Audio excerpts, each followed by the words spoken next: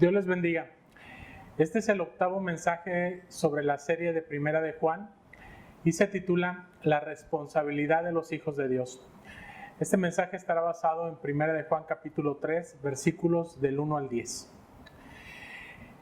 En todos estos mensajes de la primera epístola de Juan, hemos hablado de las grandes bendiciones que disfrutamos como hijos de Dios, pero también de las grandes responsabilidades que eso conlleva en nuestra vida. Esto es así porque el propósito de Juan al escribir esta epístola es afirmar la fe y seguridad de los cristianos, así como de su vida piadosa en Cristo. En el mensaje que vamos a meditar el día de hoy, Juan sigue profundizando cada vez más en la gran responsabilidad de la vida cristiana que crece espiritualmente, de procurar cada día ser un poco más y más parecidos a Jesús. En primer lugar, veamos que ya somos hijos de Dios. 1 Juan capítulo 3, versículo 1 nos dice: mirad cuál amor nos ha dado el Padre para que seamos llamados hijos de Dios. Por esto el mundo no nos conoce, porque no le conoció a Él. En todos estos pasajes que hemos estado estudiando de esta primera epístola, Juan nos ha recordado muchas veces todo lo que el amor de Dios ha tenido para con nosotros. Nos ha mostrado cómo la obra de Jesús en la cruz pagó el precio de nuestros pecados y cómo de esa manera nuestras relaciones con Dios se han reconciliado. Como consecuencia de esto, ahora podemos decir que somos hijos de Dios. Existe una idea general en nuestro mundo de que todos los seres humanos somos hijos de Dios, por el simple hecho de ser creación de Dios. Pero la Biblia nos repite a cada momento que el pecado ha producido una barrera entre Dios y los seres humanos. Es por esta razón que solamente nuestra fe en Jesucristo nos convierte en hijos de Dios por adopción. Él nos hace parte de su familia por medio de la fe. San Juan capítulo 1 versículo 12 nos dice: mas a todos los que le recibieron, a los que creen en su nombre, les dio potestad de ser hechos hijos de Dios. Otras de las bendiciones de ser hechos hijos de Dios es que recibimos un nuevo nacimiento espiritual. Esto es lo que la doctrina bíblica se le conoce como regeneración, ya que para poder confesar a Jesucristo como nuestro Señor y Salvador, el Espíritu Santo primero transformó nuestro corazón endurecido en un corazón sensible y nos dio una nueva vida con Cristo. 2 Corintios 5:17 nos dice: de modo que si alguno está en Cristo, nueva criatura es. Las cosas viejas pasaron y aquí todas son hechas nuevas. El Espíritu de Dios también nos capacita para vivir una vida agradable a Dios.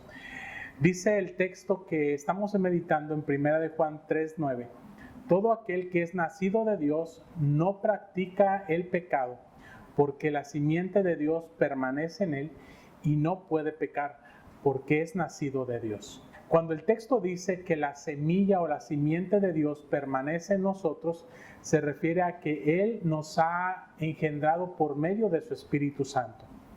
Entonces surge la pregunta: ¿por qué si ya hemos nacido de Dios y tenemos el Espíritu de Dios, seguimos pecando? Esto nos lleva a tratar con nuestro siguiente punto en el pasaje. Veamos en segundo lugar que debemos vivir como hijos de Dios. 1 Juan 3, versículos del 2 al 3 nos dice: amados, ahora somos hijos de Dios y aún no se ha manifestado lo que hemos de ser, pero sabemos que cuando Él se manifieste, seremos semejantes a Él, porque le veremos tal como Él es. Y todo aquel que tiene esta esperanza en Él se purifica a sí mismo, así como Él es puro. Si bien es cierto, ya somos hijos de Dios, pero el apóstol Juan nos recuerda que todavía no se ha manifestado lo que habremos de ser. Es decir, todavía nos falta un duro camino por recorrer para llegar a vivir plenamente en santidad. Juan también nos dice que este proceso se completará solamente cuando Jesucristo venga. Es decir, mientras estemos en este cuerpo mortal, en este mundo, no hay nadie que pueda afirmar haber alcanzado la perfecta santidad. Sin embargo, sí tenemos una gran responsabilidad y es la de purificarnos a nosotros mismos. Purificar nuestra vida se refiere al proceso de ir despojándonos poco a poco de todas aquellas prácticas pecaminosas que existen en nuestra vida. irnos apartando cada vez más para Dios y para su servicio. Este proceso es lo que en la doctrina cristiana se le denomina santificación. Hebreos capítulo 12, versículo 1 nos dice: por tanto nosotros también, teniendo en derredor nuestro tan grande nube de testigos, despojémonos de todo peso y del pecado que nos asedia, y corramos con paciencia la carrera que tenemos por delante. Uno de los propósitos por los cuales Dios nos creó es el llegar a ser como Jesús. Es algo a lo que avanzamos día tras día en la vida cristiana. Muchas veces he escuchado dichos como: así nací y así me he de morir, o si no, genio y figura hasta la sepultura, haciendo referencia a que es imposible cambiar ciertas áreas del carácter del ser humano. Pero la vida cristiana no es así. No podemos usar esta clase de dichos para justificar el hecho de que llevamos muchos años de cristianos y no hemos podido cambiar nuestro mal carácter o no hemos podido abandonar alguna clase de vicio o de mal hábito, o no hemos podido perdonar a alguien que nos ha hecho algún daño.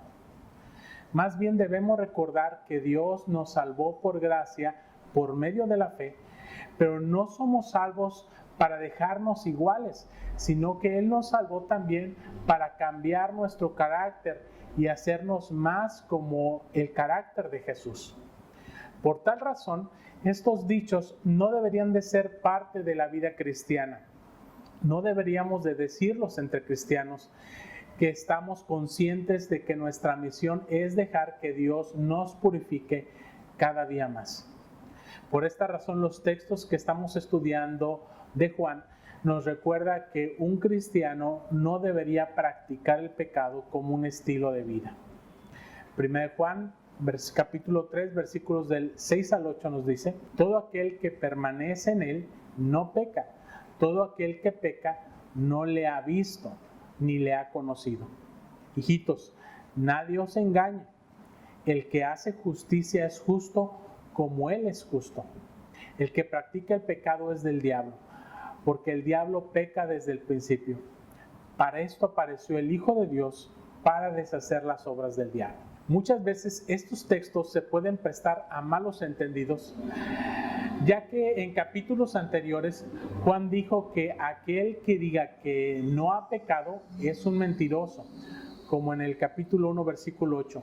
Si decimos que no tenemos pecado, nos engañamos a nosotros mismos y la verdad no está en nosotros. Mientras que ahora nos dice que el que practica el pecado es del diablo.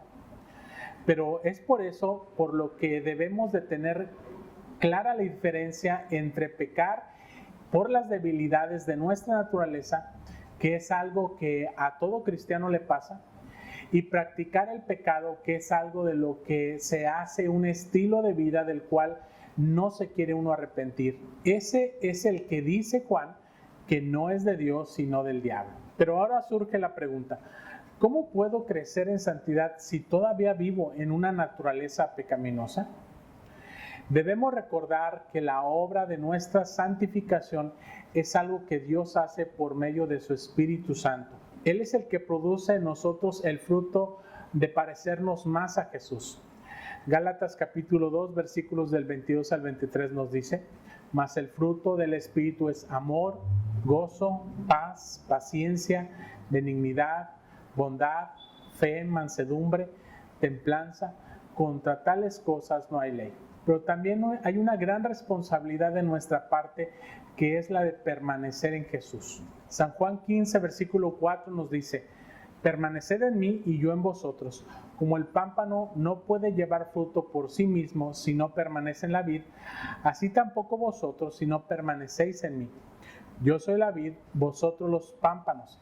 El que permanece en mí y yo en él, éste lleva mucho fruto, porque separados de mí nada podéis hacer. En este pasaje Jesús nos enseña que la única manera de dar mucho fruto es permanecer en él.